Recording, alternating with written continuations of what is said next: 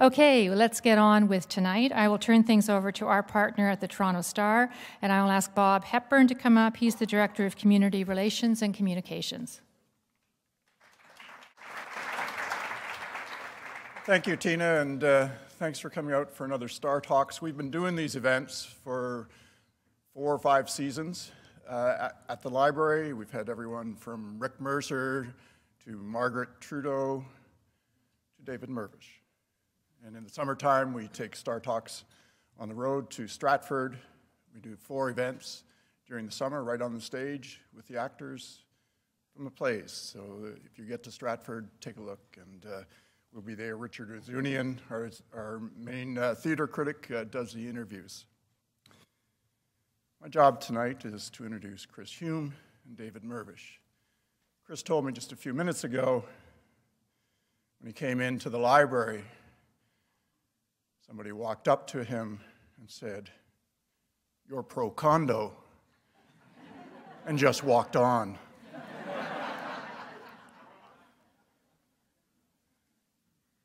have to read this because Chris has won so many awards, I got to get them all straight. Anyway, he's a champion of both cities and the arts, and he's been covering urban affairs for the Star since the 1980s. And he's also our main architecture critic. In 2009, he won a National Newspaper Award. That's the highest honor for my business, for his columns about architecture and urban affairs. Also, the Royal Architectural Institute of Canada has given Chris its President's Award for Journalism. He's also received a Certificate of Appreciation from the Ontario Association of Architects. And in his book, William James Toronto Views, he won a Toronto Heritage Award, and in 2004, he's received a Landscape Ontario Award.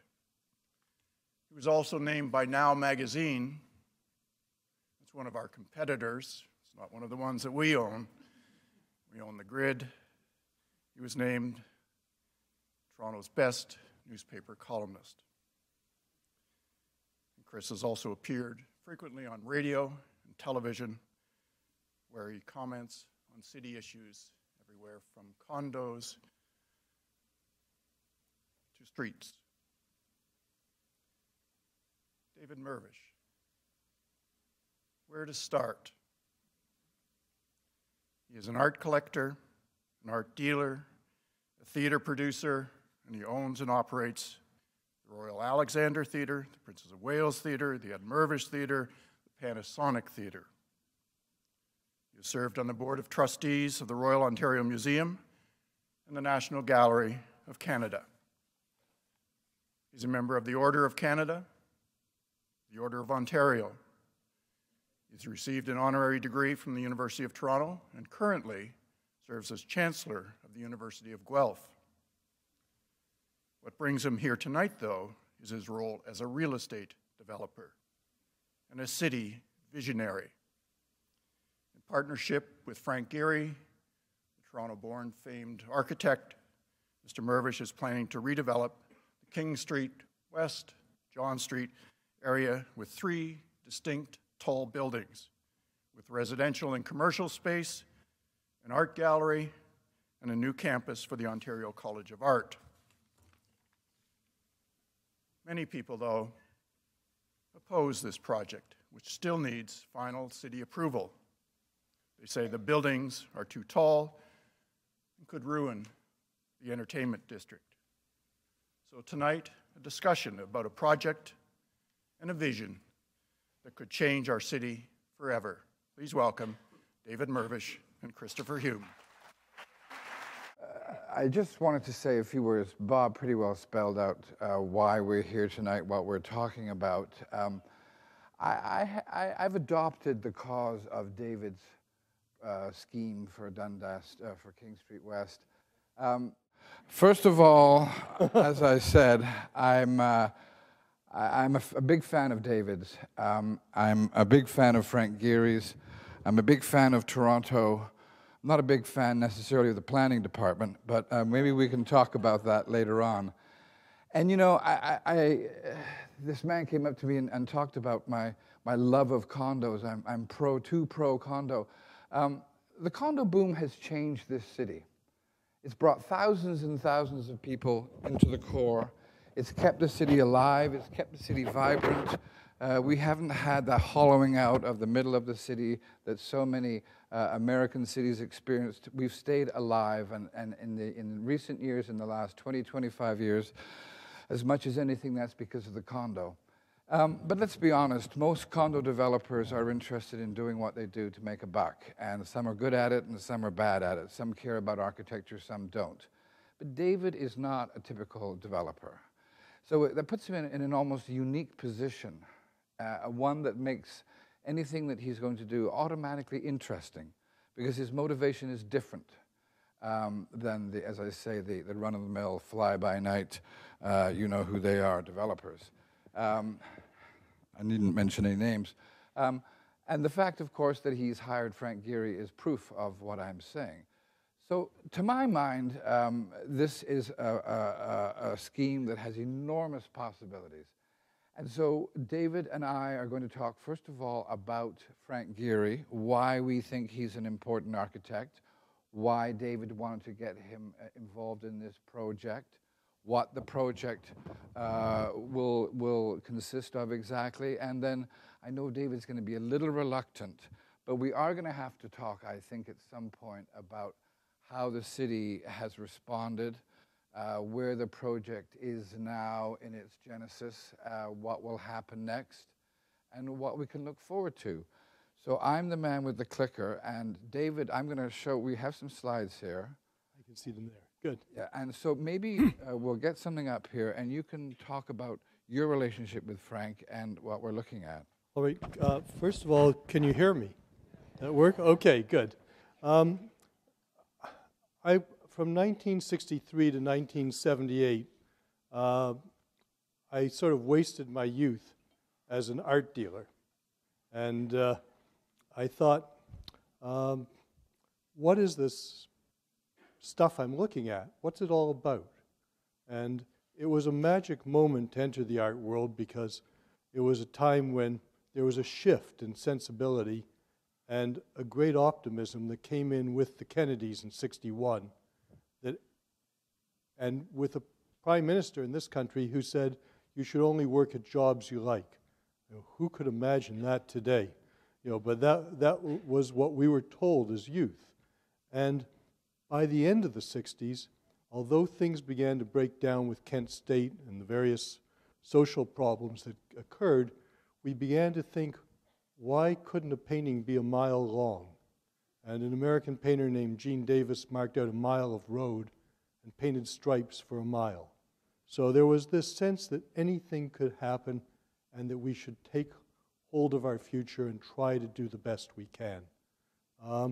In that atmosphere, in '71, I was showing a California artist named Ron Davis, and he had just built a house and studio with an architect who had relatives here in Toronto, and I was doing a dinner for the opening night, and he said, may I bring along Frank Gehry?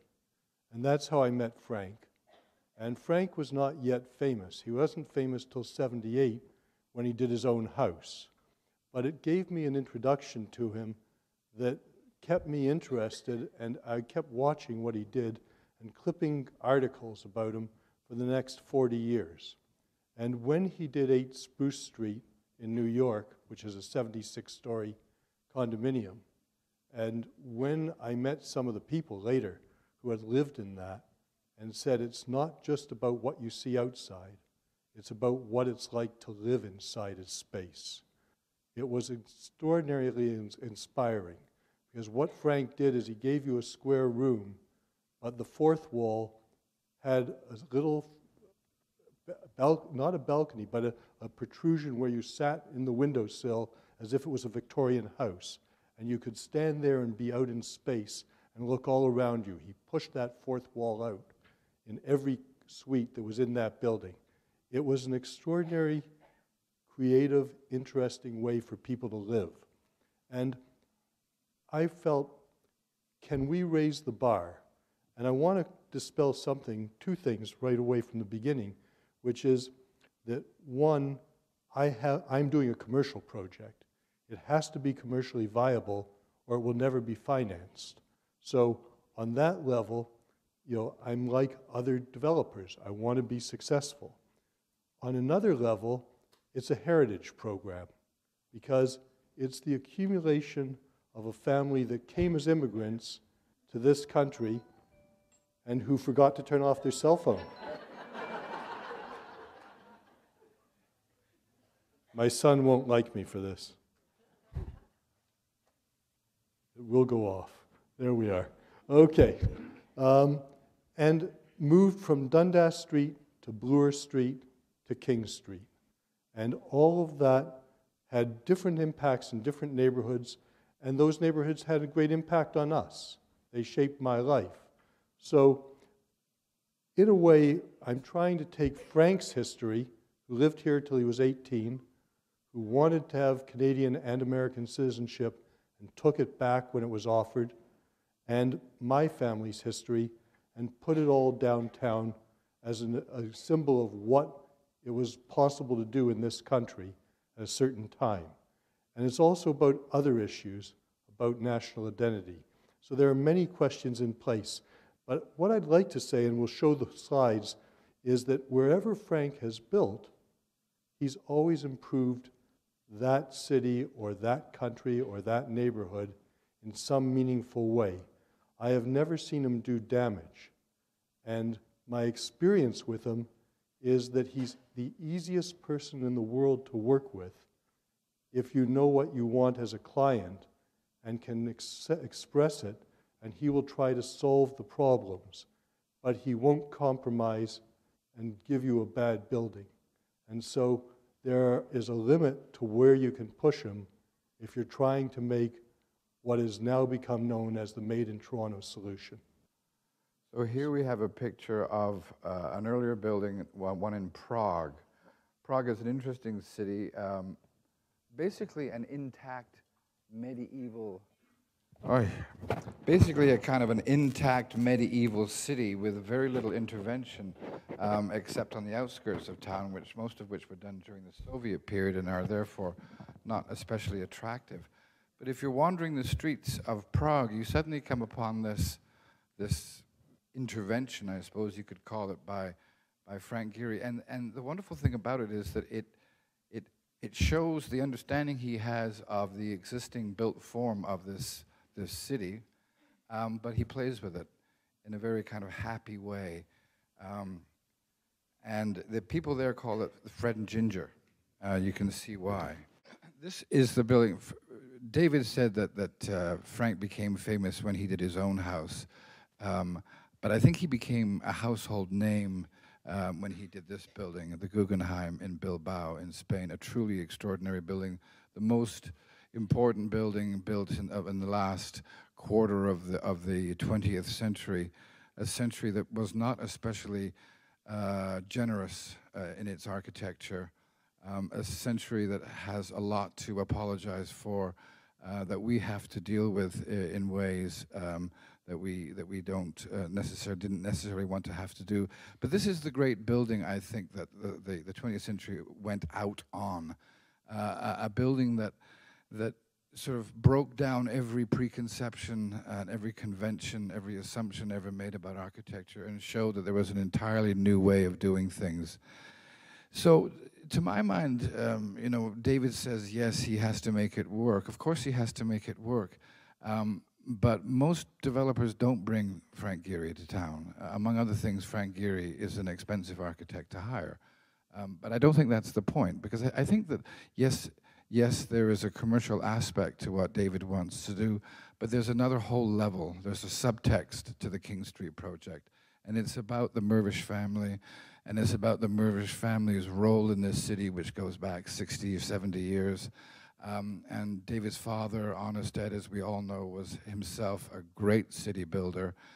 And I think that David has taken it upon himself to take the spirit of his father and bring it to a new level and to bring it into the 21st century.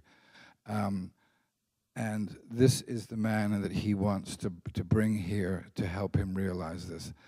To my mind, this is a unique opportunity, literally a unique opportunity, one that Toronto's never had. Now, it's true that Frank Gehry was brought to town to do the Art Gallery of Ontario, and he did a great job. And it was in that job that he showed us that he is not just a sculptor, which he is, but that he's also a master of architecture, because that space, which is very restrained, very almost modest, is all about the relationship between the rooms, how you move between rooms, how these rooms serve the art.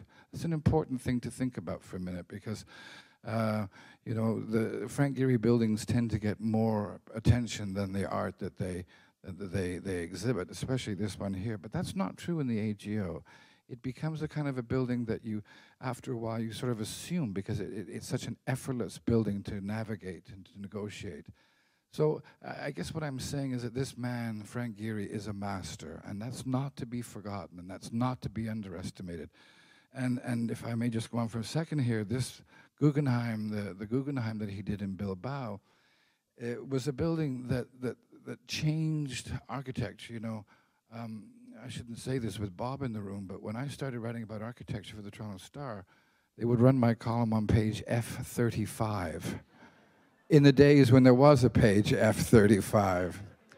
Now it's entirely possible, not often, but it is entirely possible that a story about architecture could be on the front page, because it's that kind. It's gone to that. It's gone mainstream. It's something that interests more people than it has ever, and it's because of this building more than any other in the world. And of course, this is the building that gave rise to the term the Bilbao effect. When this building was built, Bilbao was the Hamilton of Spain. Population of 500,000, a steel industry, a boat building industry, both quickly going down the tubes, and it was a city that had to reinvent itself in a hurry. And what it did was it decided to turn to the power of design and architecture and reinvent itself. And this is the building that's almost single-handedly accomplished exactly that. So of course, ever since, cities around the world have been in a race to get their Frank Gehry, to do for their cities what Bilbao did for itself. Nobody's quite achieved that yet. Nevertheless, his buildings attract enormous amounts of attention wherever they're constructed. This was actually designed before Bilbao, but didn't get built until later, so it's never achieved the level of fame that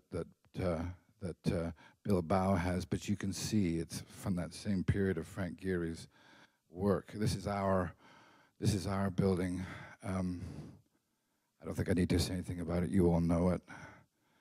Why don't you talk about this one, David? I don't know a great deal about this building, but just the idea that Las Vegas can have a building like this seems pretty exciting to me. And it's a new building, and I wanted to say that Frank is very active.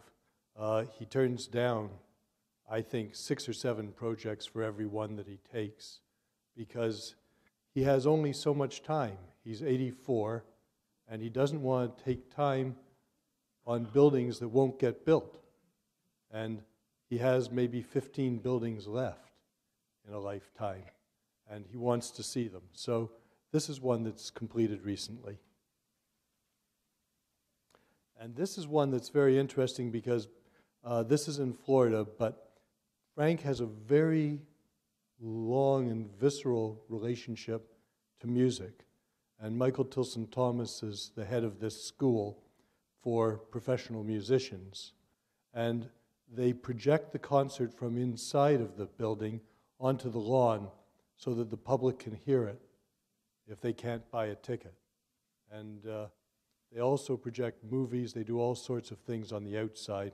Their climate allows it.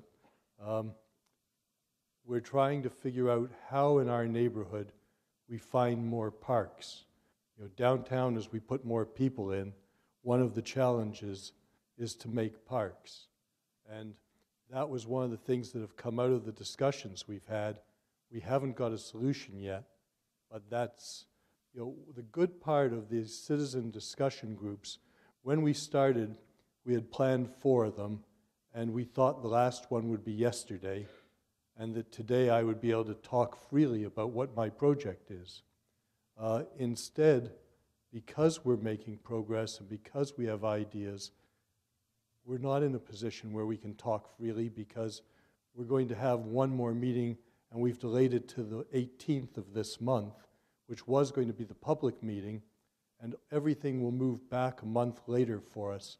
But if we can find a negotiated settlement amongst all of us to make the best building we can and make the best city we can, it's always better to find a solution out of trying to find a way together and not be imposed. So sometimes you have to go with the rhythm of what begins to happen. This is the building in 8 Spruce Street, and that's the Brooklyn Bridge on the other side, which in my youth people tried to sell me. I didn't buy it.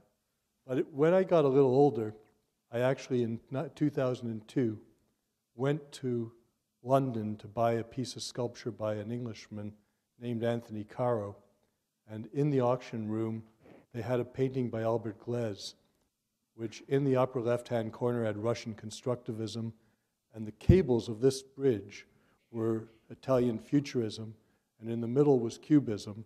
And Gleizes had his first trip to America in 1915, and he painted a picture of the Brooklyn Bridge, so it was an American picture. So you had 4 different groups of art world people interested in this picture of Gleizes, which now sits in my living room. I guess the other thing we can talk about here is that Frank Gehry hasn't done a lot of towers. And this is one of the more recent ones, 2011. This is in the south end of Manhattan. You can see it from the High Line. It's one of the newest landmarks in New York. But you can see Frank Gehry at work here adapting his architectural vocabulary to a new form, the tall, thin tower. And we have maybe we have another tower here, but I think this is the thing that Toronto, that would be unique about the Toronto project is that there are 3 towers. So I think that there's a possibility that this could be the most fully realized of Frank Gehry's tall projects, of his tower projects. That's an interesting thing because we live in a world of high-rises, especially here in Toronto. You know, there are more high-rises under construction in this city than there are in any other city in North America. More than New York, more than Chicago, more than Mexico City. So we are remaking ourselves, much to the chagrin of many Torontonians, as a high-rise city. And I think in a high-rise city, you know, this is what the dialogue architecturally is all about. That's what makes this project so especially interesting. Excuse me, other views of the same New York project, and you can see how Frank Gehry is trying to introduce a sense of motion, a sense of movement into something which, you know, by the 1950s was already being declared the boring box. And, you know, by the 1970s, when the city was dead, so was the tower. Not true. And I think that's what makes him so especially compelling, is the way he manages to turn a static, we hope, piece of construction into something that has a sense of movement, of motion, as I say. This one I don't know. Do you want to talk about this? Yes, this is a unique site in Hong Kong. It's 12 floors. Each floor is an apartment in itself. The developer owned the particular piece of land, and it is an apartment building that has had extraordinary success. The apartments in it are about 6,000 square feet, and they've been furnished by Yabu Puschelberg, the model, which is an interior design company here in Toronto, and they have sold them for $65 million a floor. What is interesting about all of this is that here is a place in China that now knows a great deal about Frank Gehry, and it has a unique view of Hong Kong. If you have a student going to U of T and you could buy them a small apartment, it's in an identifiable building by an identifiable architect, you have some confidence that there will be interest in it in the world. What also is interesting is that what the late 20th century and the beginning of the 21st has done is it's allowed architects to use curves, to use shapes that never were available to them because of new technology and computers. And when I built the Princess of Wales Theatre, I had a wonderful architect in Peter Smith. The relationship between the audience and the actors is extraordinary. But we worked in 2 dimensions on paper and built in 3 dimensions. And we had over 2,500 change orders in the process of building the building. When you look at 8 Spruce Street, there were only 8 change orders in the entire building, and they all were in the skin and how the metal went together. None of it was in the building, because everything was designed in the computer in 3 dimensions, and nobody ran electric wires through where the air conditioning ducts were or where the water pipes were, and nobody had to get off their ladder and rewire one thing on the other side of the building and come back. So Frank has done something that he couldn't have done 40 years ago. The world is changing around us, and this is the excitement. This is a new museum in the Bois de Boulogne. We didn't have to cut any trees to do it. It opens in November. It's for Bernard Arnault, who is the head of Louis Vuitton and many other brands. And it's essentially a glass pavilion that houses a building, because in the Bois de Boulogne in Paris, you aren't allowed to build buildings. You're only allowed to build glass pavilions.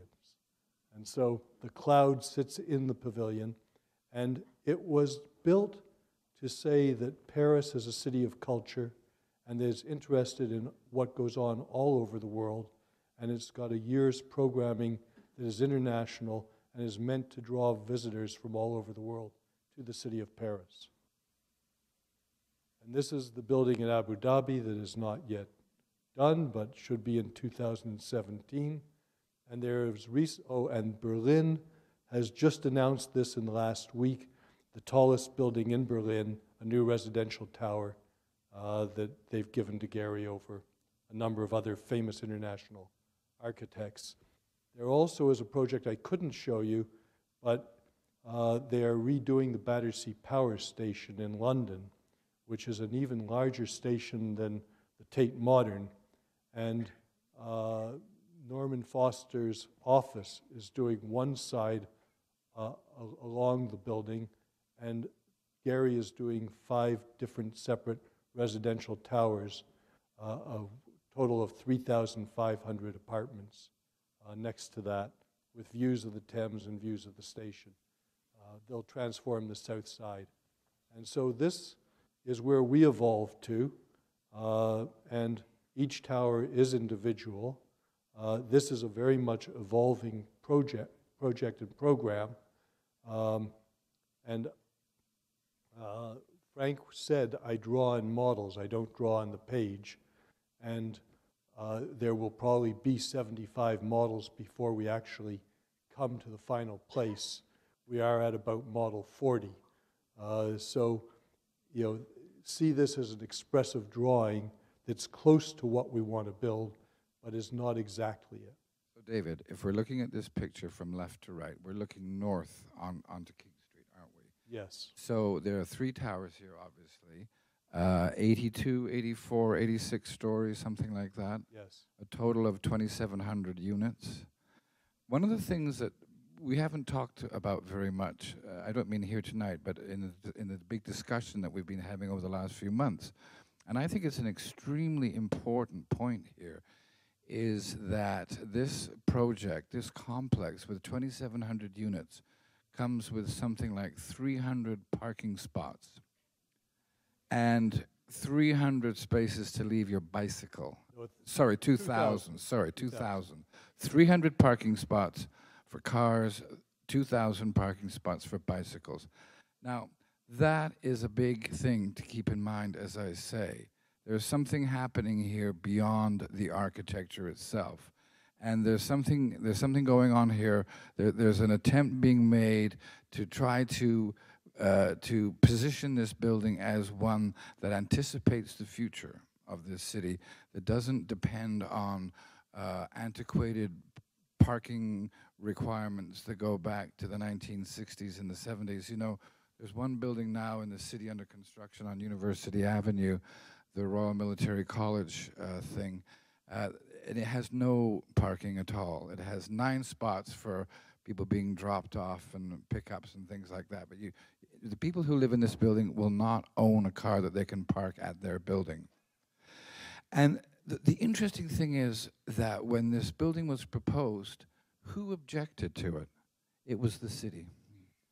This is the city that tells us, at least before Rob Ford was elected, this was the city that told us that the future lay with transit, this future was bicycles, the future was pedestrianism, the future was transit, that we had to try to get people out of cars, we had to get people moving around in other ways. Now I know this all changed when Rob Ford got elected. Nevertheless, he will come and he will go. He will become a bad memory, and the city will carry on. It's true. The city will carry on and realize its glorious future or not. But part of that future has to be our ability to deal with the car. And so we're going to talk about this, but so I think that this building, this complex, is an important one in that it, as I say, goes beyond the car and proposes a new way of living downtown. Not just in terms of the architecture, but in terms of how it would be inhabited. I think this is hugely important because, after all, we don't want to just build empty landmarks, buildings that people stare at and walk on, but buildings that can be inhabited by real people living in a real city in the 21st century. So, as David said, the thing to keep in mind here is that this is a work in progress. And I think, David, we have to deal now with some of the issues that the city has raised, because this is an awkward site in the sense that there are 3 heritage warehouses, 3 early 20th century, 4 warehouses from the early 20th century, plus the Princess of Wales, which David built, 18, 19, 20 years ago. And it's a busy part of town. So disappearing on you? How about that? I'm so sorry. So the city has a number of big issues. What becomes of these heritage sites? Do they stay? Do they go? Do they get incorporated in the final design? And also, what happens at ground level?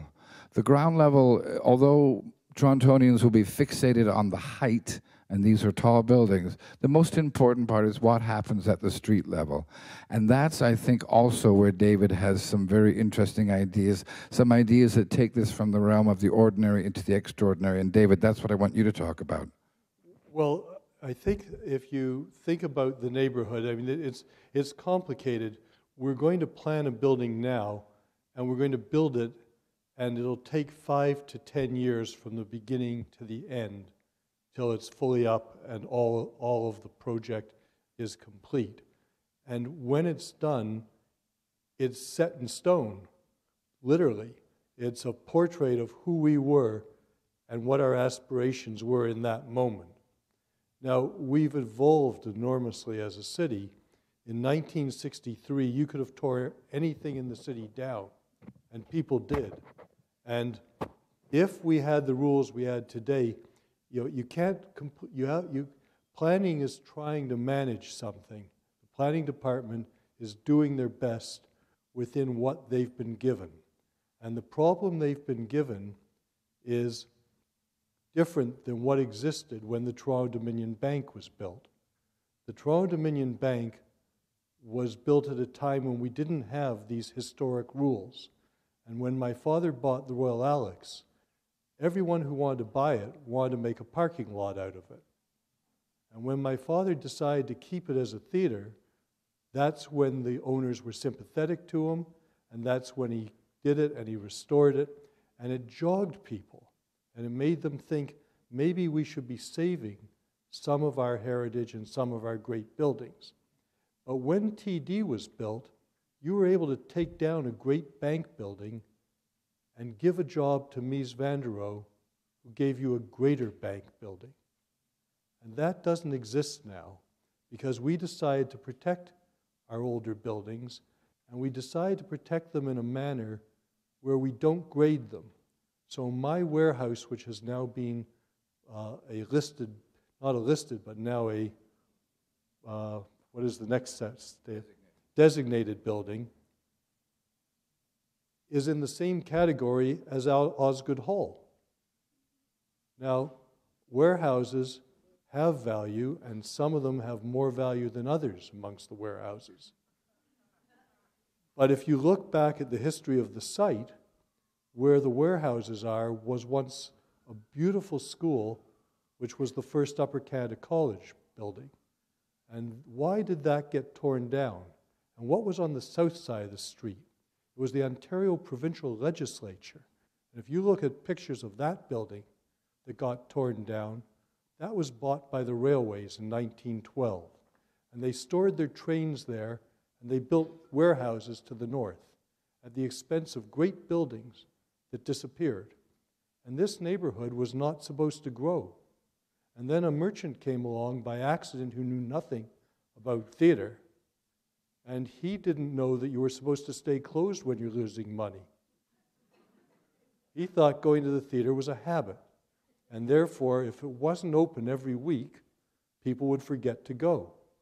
So he kept the place open, and it meant people in the neighborhood could open restaurants and depend on traffic.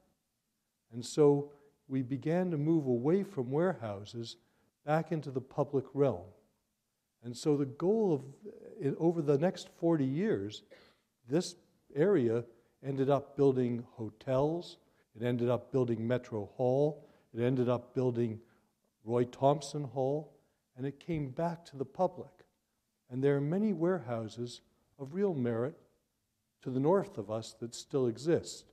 But the city has a dilemma because they have designated buildings, and they've never allowed a designated building to be torn down without some part of it being incorporated into the plans of a new building. And ironically, warehouses are being built in cities all over North America today.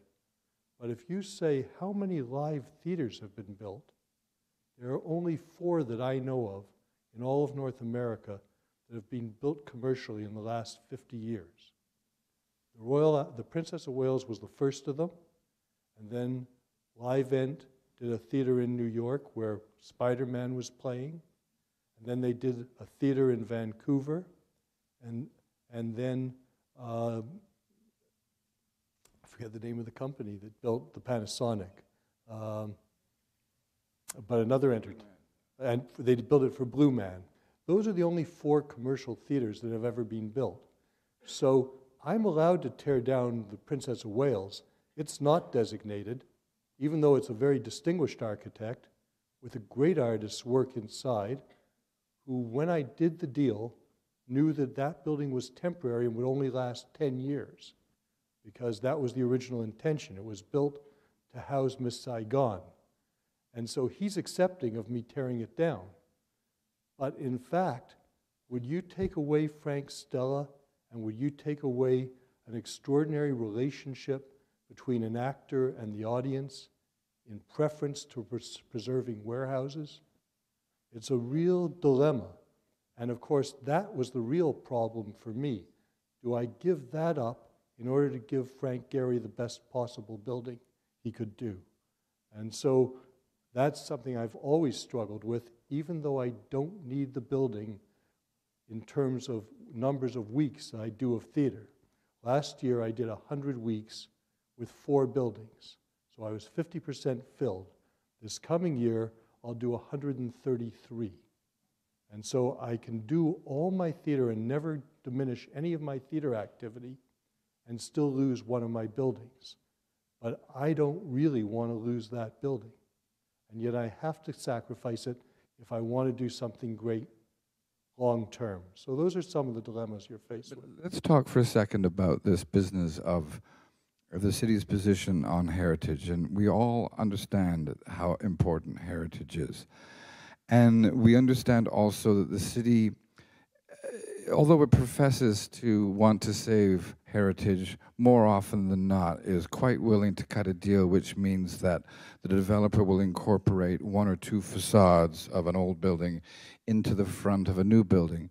It's happened there are probably dozens of examples in the city. They call it facadism, or they call it facectomies, or facadomies. Or the Made in Toronto solution. Yeah, it's another Made in Toronto. There's a good example happening right now on the southeast corner of King and Sherbourne, where one of the original roadhouses, people would, in those days, in the mid-19th century, enter the city if they were coming from the east along King, and stay at these sort of basically these inns. So this is a mid-19th century, quite a lovely little building, neoclassical, which is becoming the north and west facade of a glass tower called the Bauhaus. To my mind, this gives us the worst of both worlds. This doesn't save heritage in any meaningful way, and it compromises even a mediocre architect's attempts to do something worthwhile in the modern idiom. And so I guess the question here is, we have four warehouses of interesting architectural heritage, certainly worth keeping. Certainly, the city would like to have them, but are we talking about the heritage of now, or are we talking about the heritage of a century from now? Is it worth, if you have an opportunity to have something designed by Frank Gehry, is it worth it in that particular case? And my argument is based on the assumption, which I state frankly and openly, that I think he is a great architect and therefore worth giving a blank slate. It's worth giving a blank slate to him because I want him to do something that he hasn't done. And I don't know if it was clear, but he was born and raised in this city. And although he's done the AGO, it was more or less an addition and a renovation, not a freestanding sculpture, as he would put it. And so it's a painful decision to make, and the loss will be felt. Although in some cases buildings have been moved, buildings have been dismantled and reassembled. It couldn't be too difficult in a situation like this. But surely the point is not to go to a Frank Gehry and say, well, we'd like you to somehow incorporate the facades of these early 20th century warehouses into your building, which defeats the whole purpose, as far as I'm concerned, of having a Frank Gehry. On the other hand, do we allow them to go? The city hasn't been able to make up its mind. The city has also expressed concern about David Mirvish's motivation, and the city planner has talked about the developer, in this case, pulling the old, quote, bait and switch, which I think it represents a pretty profound misunderstanding of what's going on here and why this is going on. And it would seem to me that it's really important for our planning department to be able to bring a bit of subtlety and a bit of nuance to its decisions. Now, to be fair to the planning department, that's not possible in the governance, the situation that we have here. And the specter that hovers over all planning in this city and every other community in this province, as you all know, is the Ontario Municipal Board. Because ultimately, it's the OMB that's going to make this decision, not our planning department. Now, there are many people who would say that's a good thing, because if you left it up to those guys at City Hall, God help us. On the other hand, if the planning department is ever going to grow up, if it's ever going to get mature, acquire some sophistication, at some point it has to start making decisions and being able to accept responsibility for those decisions. We're not at that point yet. And I don't exactly know what point we're at yet. And this is where David is going to say something that we is going to advance the story for us? It's a great challenge. It's a great challenge for all of us because it's a portrait of who we are in a given moment.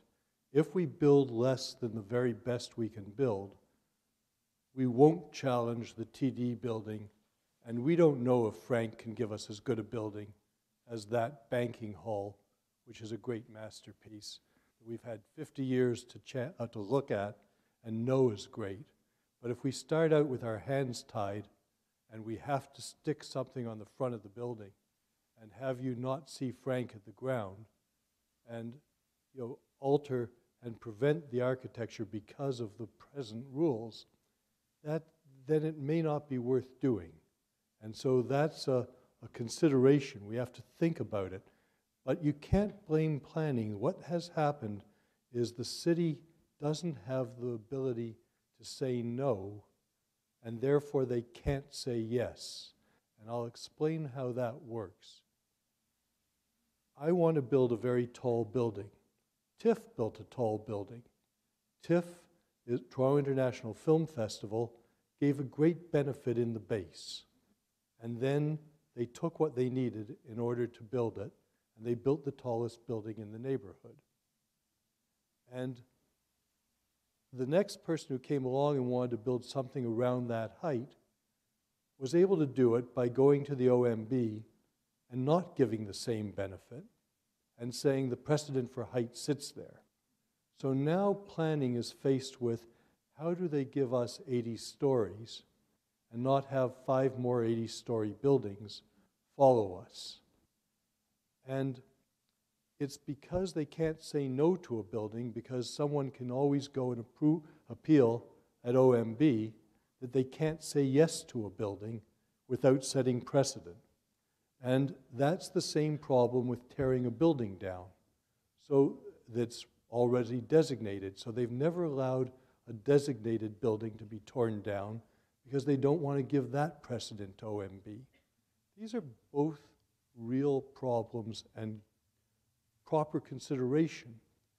The question is, how do you deal with merit? How do you raise the bar without losing control? And we have to find that creative solution. And so we're struggling with it as we better understand the problems. And ironically, it's a laughable problem, but when you have an 80-story building and you have 4 people with small dogs on every floor, you have 300 dogs going to the bathroom. What do you do with it? Well, there happen to be dog toities that you can give with every apartment if you want to. There are places where you can walk if you pick up after your dog. There are solutions, and there are ways of making some of the streets downtown closed off at certain times for festivals and activities that have to do with living, because we're creating living neighborhoods downtown. There are solutions to all of it, but we need a lot of thought and consideration, and we need to find the solution if we can, not through the OMB, but through talking to each other. And that's why we ended up postponing our last meeting, because we feel there are worthy conversations still worth holding. The premise of this building was to make the first 6 floors active for people who didn't live in the building, for anyone in the public to want to come and to create a destination and to create a heart to the downtown living section of this city. The entertainment district now has more and more residential. And then we took whatever density we needed to pay for all that public activity. There are 3 5-star hotels in our neighborhood. There's no upscale shopping. There's no quality department stores. If you think of Toronto and then you think of other great cities, we only have one shopping area, which is Bloor and Yonge. If you go to London and you stand on Waterloo Bridge, as I did 2 weeks ago, and you look at the 20 cranes in the sky, and you look at the Shard and the Gherkin and the Mushroom and the 4 other great buildings, all being built in London, in a city that once didn't allow anything to be taller than St. Paul's, you realize that you're in a vibrant, living city. If you go to Paris, which I love, with its great boulevards and broad streets, and you realize that it's turning into Venice, and in 50 years from now, may be a destroyed city who's at war in its suburbs, you have to think about what type of city you want to grow into the future. At the beginning of the 20th century, Milan and London and Paris and Berlin were all equal cities. They didn't end up in the same place at the end of the 20th century. So those are the questions that we're faced with. If you want to go a little further back and think of Julius II, the Pope who turned to Bramante and decided to rebuild St. Peter's. That was the third version of St. Peter's, the one we live with today. And he picked an architect who was 65 years old. He never made it to the end, but he did have a backup team of Michelangelo to get the dome on. There is hope. And maybe on that note, we should open this discussion up to you, and maybe you have some questions. There's a microphone. Here's the microphone. You have to hold the little button. So the stand is right here. I'm just going to deliver it, and we're good to go.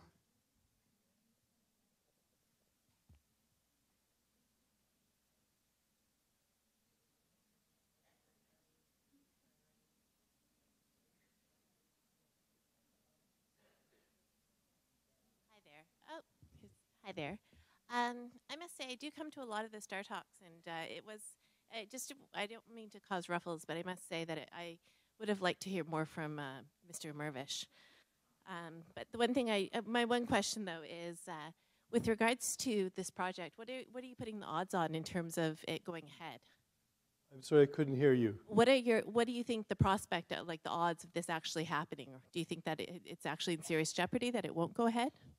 You know, on discouraging days, I have these talks with Frank, and we look at each other and we say, what are we doing to our lives? And then we look at each other and we say, we're trying to do our best.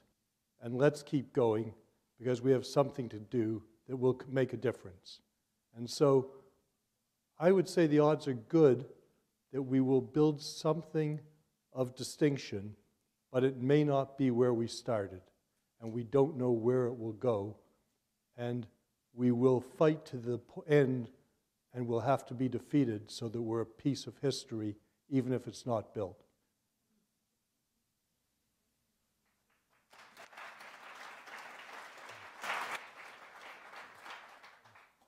Hello, good evening. My name is Veronique, and interesting, I was talking about something that you just touched on, David, last minute, Paris. I'm from Paris, and this decaying city. Except for the Bois de Boulogne. Well, the Bois de Boulogne is going to be nice because it's not a high rise. What I wanted to tell you is that I still live in Toronto in a building that I find human because it's 20 floors. So I go to my neighbors to ask for, sorry, do you have an egg? Do you have some flour? And they come to me and they say, oh, you know what, I don't have a vase. Or do you have this, do you have that? This is the kind of building I want to live in. That's what I lived in all my childhood. In those buildings, I think you're creating mental illness. I'm sorry to tell you, but people don't know each other. In those buildings, Mr. Hume, I'm so happy you're here tonight, because you talk about architecture. You don't talk about the mental state of people who live in those cage à lapin, you know, those holes where no one cares. No one knows the neighbor. They go into the elevators, wait forever for the elevator, go up and down, up and down. Nobody is, you talk about real people. I don't think that these are real people, these are robots. They go out of their apartment, they go down to the basement, to the parking lot. Yeah, may I jump in? Yes. Okay, because I think that's, you know, we're talking about greater density in cities and about living in apartment buildings. When I first got married, I lived on the 18th floor of an apartment building, and I only knew 2 of my neighbors. I live in a house in the village now, and I only know 1 of my neighbors. Okay? When I visit London, I went to visit one of my employees who lived in Wimbledon, and we came in on the train, and nobody talked to anybody. And I turned to him and I said, "Don't you all know each other? Don't you all ride this same train every day?" He said, "Yes, we do, David. We wouldn't talk to each other. What if we got into an argument? We'd have to ride the train together again." Well, you're talking about British people. No, but these are people. And so how do we humanize these buildings? Because it's absolutely true. We want to know our grocer, and we want to know the people who service us, who we service, who we interact with, and these buildings have to be built with a sensitivity. And that's why I started the whole conversation by saying these 2 women who live in apartments in 8 Spruce Street gave me hope, because they found that the buildings didn't box them in. I just came from the Tadeo Ando Museum in Fort Worth, and it had very high ceilings and high walls, but the ceilings were flat. And when I went into the Moneo building in Houston, and the skylights went up, same size walls, but the light came pouring in, it was a whole different experience. I'm counting on Frank making every bit of this building human. That's more important than anything else. If we're going to live tightly packed together, we better find a way to do it that makes us feel we have our own personal space and we have the opportunity to be with other people. And so the facilities in these buildings have to be good. You know, one of the interesting things, you say you're from Paris. You read about Paris in the 19th century, and one of its great gifts to humanity was anonymity. And it was the anonymity that allowed people to wander the streets, to whether they were rich or poor or aristocratic or whatever, and gave a kind of a democracy and a freedom and a sense of liberation that cities had never had before, where everybody had their place. Everybody was assigned a role at birth, even. And so I understand what you're saying, the need for community. But I think one of the great things about a city is the fact that we are anonymous. Nobody knows who we are. We can be whatever we want. We can invent ourselves every day if we feel like doing so.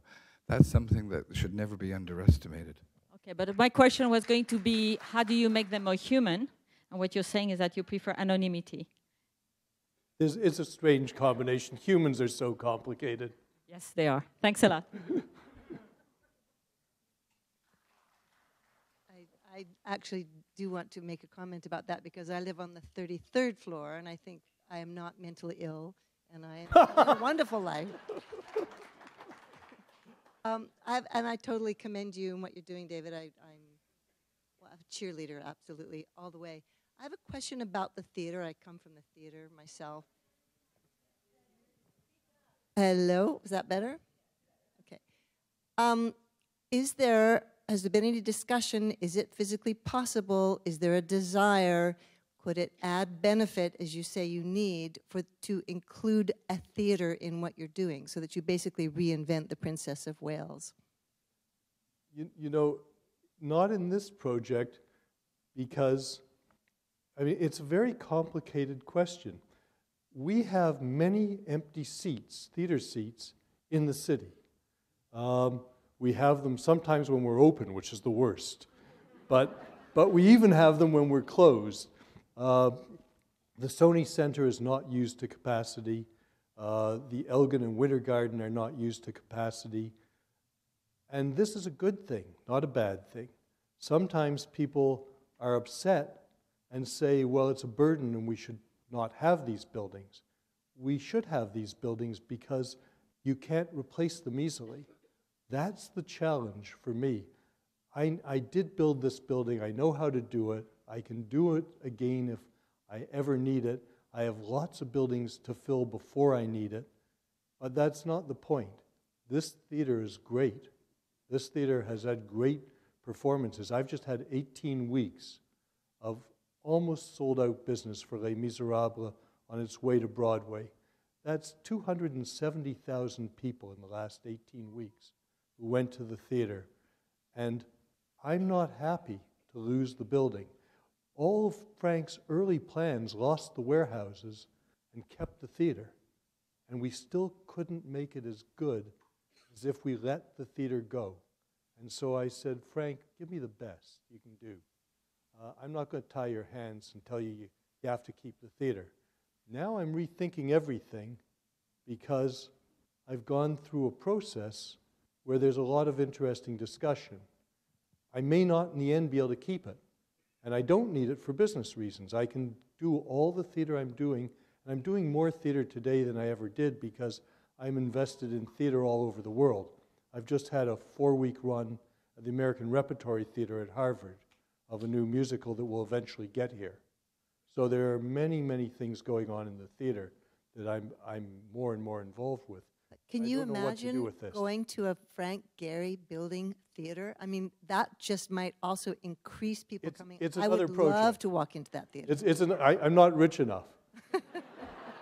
You know, he just did one in New York in the Signature Theaters for a not-for-profit, and it's great. And you can see a Frank Gehry theater if you visit New York and go to Signature because they do great things. And someday, if I'm successful with this, I'd love to do more with Frank. Thank you. Thank you.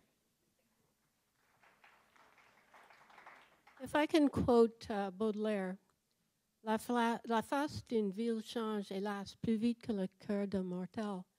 And he wrote that, ironically, in the 19th century when what we consider to be characteristically Paris, designed by Baron Haussmann, developed. I mean, everybody's image of Paris has something to do with the master planner and that the great boulevards and what he developed. Now, so in my mind, every city has a character. And in Toronto, I'm an ex-New Yorker who has lived here for 40, 50 years. For me, this city is the city of neighborhoods. It's the city of Forest Hill, of Rosedale, of innumerable neighborhoods. And Absolutely. this is counter neighborhood. And I haven't heard the word beautiful either. You could say weird, exciting, different, but beautiful? I don't know. In any case, can you comment on how this is counter neighborhood and, in a sense, counter Toronto? Let me ask a question. Which neighborhood do you live in? The Annex. The Annex. Okay, so that's a very different neighborhood. It's a great neighborhood. It's a wonderful neighborhood. Yeah, and it has its character. Yep. I'm living in a neighborhood now of many residential buildings. It didn't exist that way when we started. When it started, it had railway cars stored across the street, and we went to the city in '63, and we said, may we plant trees so we don't have to look at that? And they said, not on our land. Okay? So that's my memory of this neighborhood that has transformed itself. By characteristically putting in trees. Trees, Toronto. Toronto equals trees, right? Neighborhoods full of trees, wonderful trees. Those aren't trees. Yes, that was in 1963. But today, this neighborhood is many high-rise apartment buildings, and many of them are not of a quality that I think will do us honor. And I'd like to see the bar raised, and there's an aesthetic question here, and I know that you don't find these beautiful from your comment, but that's something that none of us really know yet. We're going to find out, but these buildings will be livable, and I believe they'll be more livable than what we've seen so far with high-rise buildings.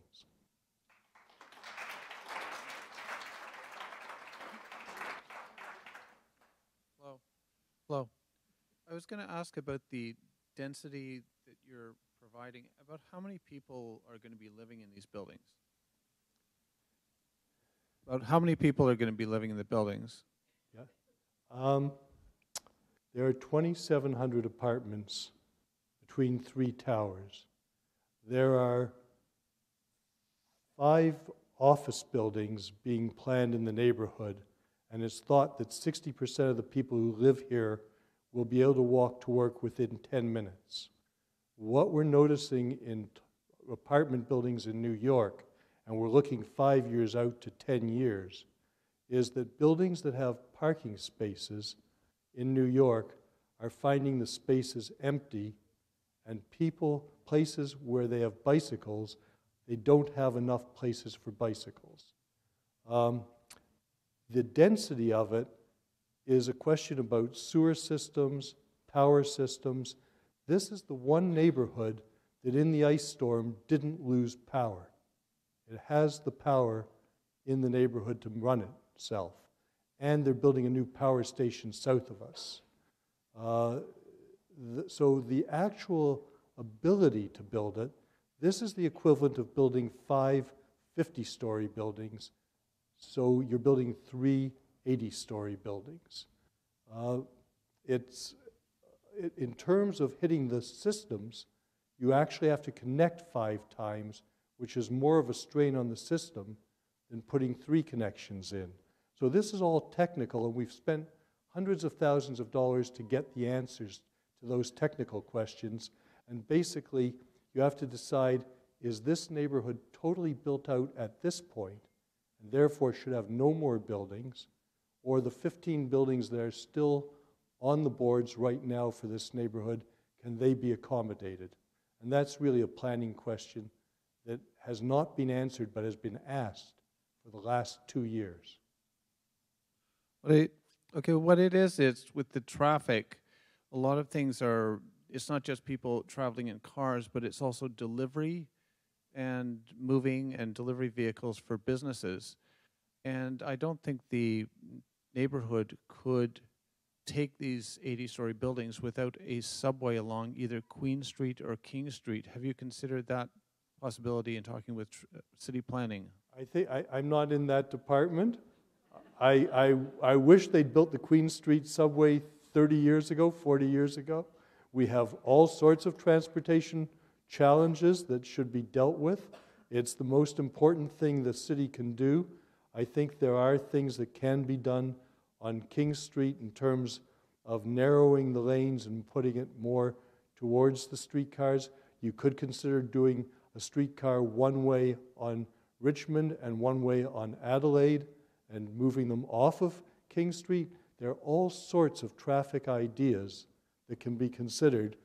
I think that these buildings help to raise those questions, but I don't really think they're going to put the big stress on the lines. The stress comes from people at the other ends coming into the area and having to cross the area. Most of these people are going to be in the area using the facilities that are there. Okay. Yeah, you've touched on the parking. That's what I'm curious about. Only 300 spaces. I assume these are not inexpensive condos. And I would also think you also have family units. We live in a society that likes their cottages, like to get out to the country, just like their cars, and wondered if you can turn what you can do about that sort of thing. You know, we could build better cities. We could do a lot of things. This last power storm that we had, the ice storm, if we'd spend our money burying the power lines, we wouldn't be spending our money repairing them all the time. It's an endless business for the cars. The car companies want us to keep growing out into suburbs. When I visited Houston, I couldn't believe what goes on as to why they don't take care of the downtown. They have an industry that is against all of these things. And cities are going to have new challenges in the 21st century that are going to be enormous, because China, by 2020, is going to move 400 million people off the land into cities because it's easier to educate people in that situation and to feed them. So we look at the car now the way we use it, and 5 to 10 years from now, we'll go out in the country, we'll rent a car to go out for that trip. And that'll make a lot of savings in terms of how we waste product and how we waste our time in cars. And spending an hour to get to work is an idiot of an idea. And most of my staff has to do it right now. So I just have a different view of the world, I guess, and I may be wrong. Who knows? But you know, it is interesting how the terms of the debate affect the outcome. I mean, the kinds of questions that we've had tonight are based on an assumption, clearly erroneous, fanciful, that living in a high-rise makes you crazy. That somehow living in a high-rise induces mental illness. Maybe. Living anywhere can, I mean, living out in the country can induce mental illness. It's not the high-rise per se. And that somehow the fact that the stories, the buildings are 80 stories tall, somehow adds a kind of a density to the neighborhood that we can't cope with because of transit, because there is too much parking, because there isn't enough parking, because there are too many people, because the people aren't getting around the right way.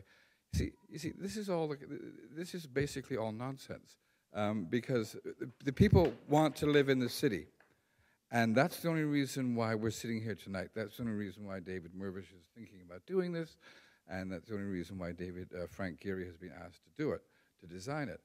And it seems to me that what we need to do, what the planning department needs to do, and hasn't done, because it's very concerned with issues, rightly so, of governance and setting a precedent, which is the specter that hangs over them, is to figure out how to make it work. Now, some of the proposals, some of the answers to that might not be the kind of things people want to hear. I mean, for example, perhaps we would close off King Street to vehicular traffic. Maybe we would have deliveries made between midnight and 6 o'clock in the morning. There are all kinds of things that we've never thought about in this city that could be done, and eventually will be done if we're going to prosper and so on and so forth in the future, which is not a given thing, which is not an assumption we can make. But if we keep on asking these same old questions, would it make anybody happier if the towers were 60 stories tall and there was parking for 500 cars? Would that solve the problem? Of course not. Of course not. Would people be less insane if they lived on the 20th floor than if they lived on the 80th floor? These are clearly absurd positions that people have gotten themselves into. And so I think that it would be very helpful if we sort of address these issues thoughtfully. And I would also point out that, you know, there are no end of people who are prepared to fight, sometimes, almost violently, over a 60-story building, a 6-story building. There's one big fight going on, a 6-story condo that would fit, that would occupy the site of a used car lot. Somehow this is going to destroy a neighborhood. So I have to say, my experience tells me that I don't take all these arguments seriously. The other thing I would point out is that almost all these buildings are full. You know, the one up at Eglinton and Yonge that was built back in the early 2000s, the Minto project, which galvanized North Toronto, roused North Toronto from its historical slumber. It's the best thing to happen to the corner of Yonge and Eglinton in 40 years. And who lives there very happily? Our former mayor, the tiny perfect man himself, David Crombie. So I think that when we hear these kinds of things that people say, we can nod and say thank you, next question please, and get down to the real issue. Wouldn't it be exciting for this city to have something designed by the man considered by many to be the greatest architect alive today, a man who was born and raised in this city, who has yet to do a project worthy of his talent in this city? That's what interests me. No,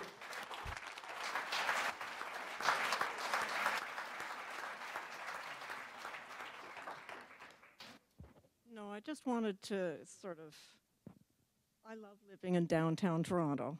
I mean, and I think lots of people do, but I also love getting out to the country. And it will be interesting to see if we can change people's thinking to rent cars.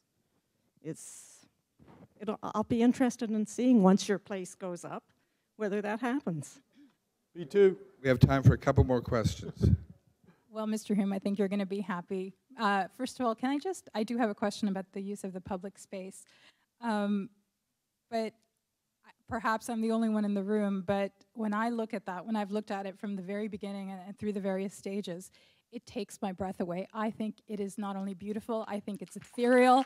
I think it's exactly what this city needs.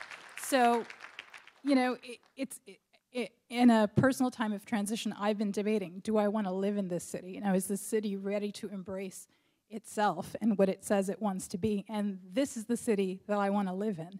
So, you know, it's funny, in The Star, which I'm an avid reader of, and Mr. Hume, I read your column all the time, but I think this summed up perfectly how people are opposing this project.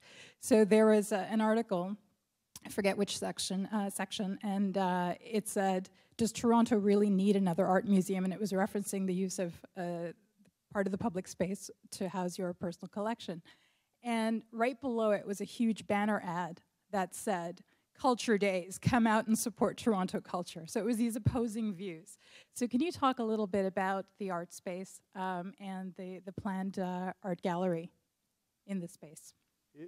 There are so many ways to go about creating a meaningful art museum. I'm wrestling with it at the moment. My original plan was very grand, and in order to be that grand, these buildings had to be very grand, because that was what was going to pay for it and support it. I'm beginning to look at other models, which I see all over the world, and I've just come back from Houston. I've spent some time with the Menil collection, which is an extraordinary surrealist collection. They have a Lee Bonacue show and a Magritte show about to open. The Museum of Fine Art there has a big Brock show from the Grand Palais. There are many things going on, and one of the models that's interesting is Dia Foundation, which took a space and created a place for a single artist in Lower Manhattan. And then they multiplied it by finding other spaces that they could do that. The real crux of what my collection's about is that it defines the last half of the 20th century in terms of abstraction. And abstraction is 100 years old now, maybe more. But it's a complicated language, and there's still some misunderstanding of its nature. We've come to accept Rothko because there are two places in America that championed him. Mrs. Dominique de Menil, built the chapel in Houston, and the Phillips collection formed a room that Rothko set up himself. And that burnt Rothko into our memory, because we were able to go into his own space where his language prevailed. Clifford Still was very upset with the idea of his pictures being hung with other artists' work, and wouldn't give his paintings until one city committed to build a museum only for him. And they did eventually in Denver. I have about 10 artists that I've collected in depth over 50 years. And what I've essentially said to Frank is, give me a street with 10 museums on it and a town square where I can invite out the proper pictures for the proper discussion of some given moment when they share something. But I want you to be able to see those artists in depth. Now, most of these artists are from big countries, but we're a small country. And when I think of small countries, I think of Copenhagen and Denmark and an artist named Wilhelm Hammershøi, who most of you, I suspect, have never heard of. And Hammershøi showed with Degas, who was a close friend, with the Impressionists, but he dies in 1916. Diaghilev creates a great show in Moscow in 1910, but Denmark doesn't take care of him till 1983, when they begin to promote him internationally. And a couple of years ago, there was a big show in Munich, and we've begun to know about him again. Then I think of Oslo and Norway, and they have a great artist, though they're a small country, and they have Edvard Munch. And we all know who Edvard Munch is. This country produced a great artist in the time when Noland and Lewis and Frankenthaler and Motherwell and Olitsky were there, and his name is Jack Bush.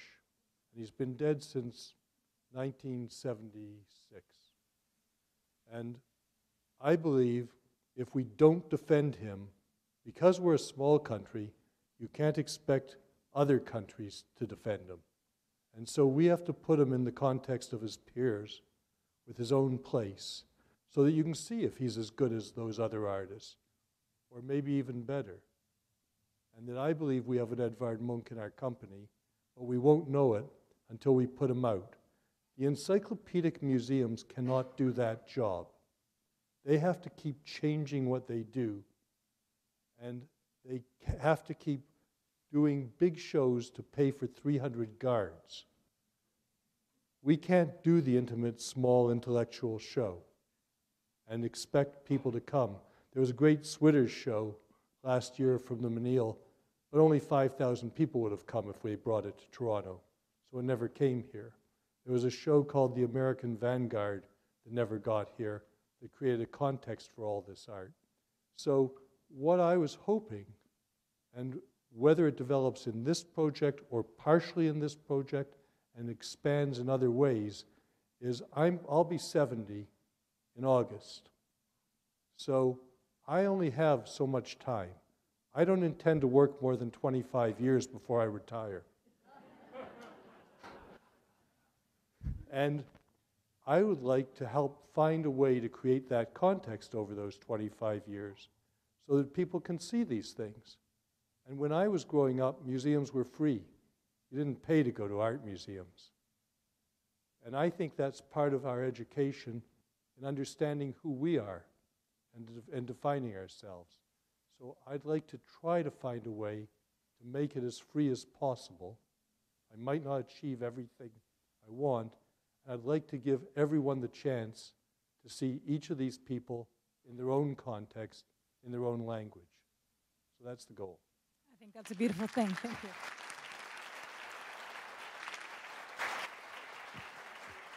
I think this may be the last question.